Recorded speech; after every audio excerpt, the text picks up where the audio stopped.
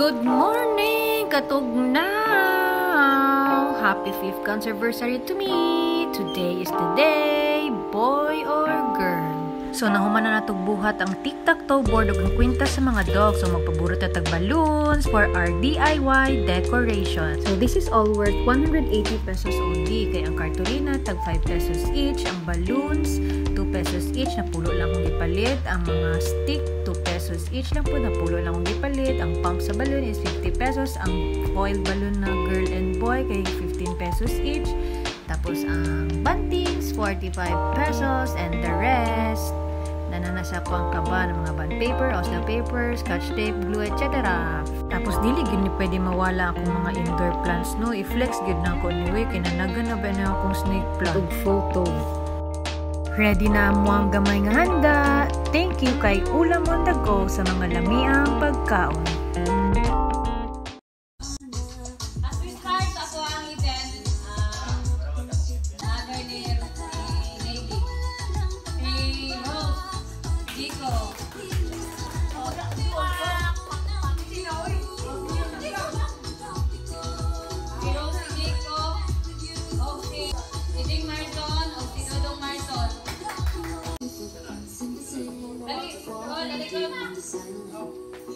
So, kani ang iyang mga parents sa James, Philip John Marson, and si Lady Bacrea, mother niya. Okay, welcome ang ilahang kanila, nila si Rina, si Britney. Na-excited po kayo, may ilang kuan ang ilahang kuan. So, to be baby nila. Isa na to, isa may boy.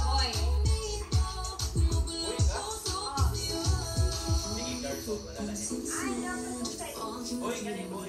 Boy. Boy,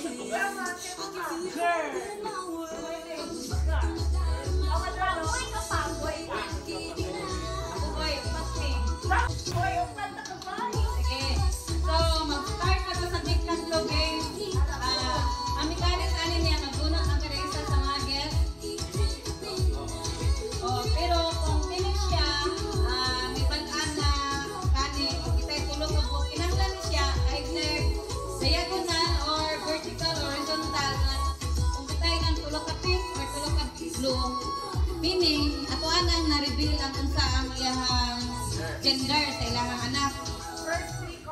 First three color gani, mo straight, mo na siya ang ilahang gender. Kasi sa guess, para mo, once ang say, yung, sa ba, boy ba o girl ang ilahang anak ni Philip ni Lady.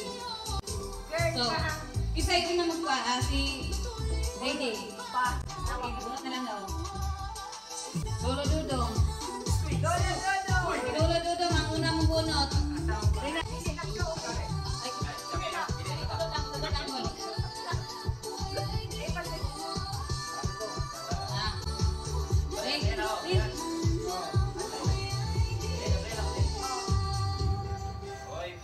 Hey, pink! Next is si Lula Iding. Ano ka, Lula Iding? Paris ka ba?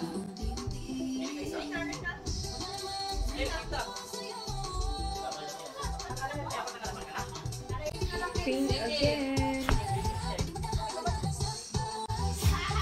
Uy, blue man.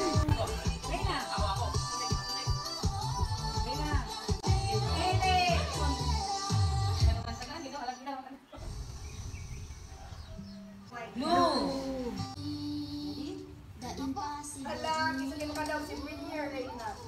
Malo! Color! Sabay na lang pupili ni Mama Te.